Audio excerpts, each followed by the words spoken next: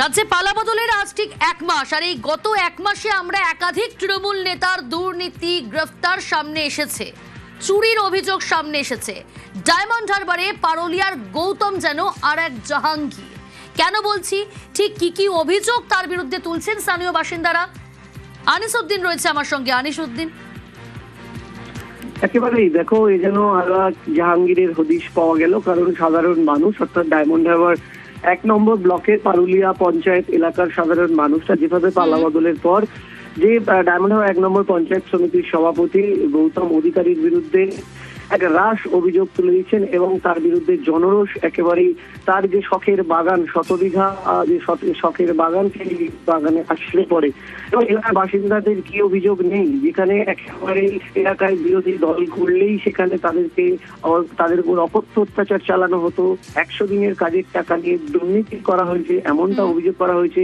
কেউ বিরোধী দল করলেই তাদের মারধর যেমন করা হতো, এলাকা ছাড়া করা হতো, তার পাশাপাশি কারোর ব্যবসা বন্ধ করে দেওয়া হতো এবং যেভাবে এলাকার 100 দিনের কাজের টাকা নিয়েও দুর্নীতি করা হয়েছে। জাহাঙ্গীরের মতোই ডায়মন্ড হারবারের আরো এক ত্রাস এই গৌতম। বেশ,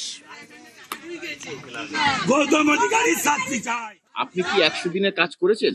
না না, কোনোদিন করেছেন? না করিনি। আপনার জব কার্ড ছিল? জব কার্ড ছিল। কত টাকা ঢুকেছে জব কার্ডে? 50,000।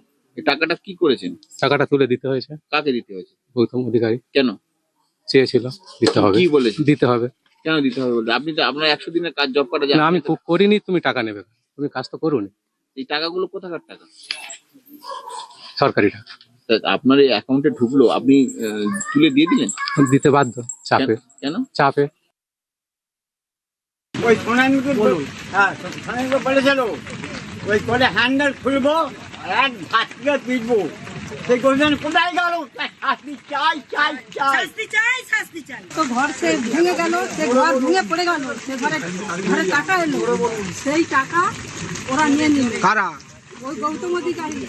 আমার ঘর ভেঙে পড়ে গেল, 20,000 টাকা এলো, সে টাকাও দিল নি। আমি 100 দিনের কাজে গেছি, সেই ডায়মন্ড হারবার সেই হাওয়াটার কাছে 100 দিনের টাকা 13,000 টাকা তুলে নিয়ে এলাম। আমার কাছ থেকে টাকা নিয়ে নিল, বলে 13,000 টাকা আমাকে দাও। গৌতম অধিকারী, রুমা অধিকারী।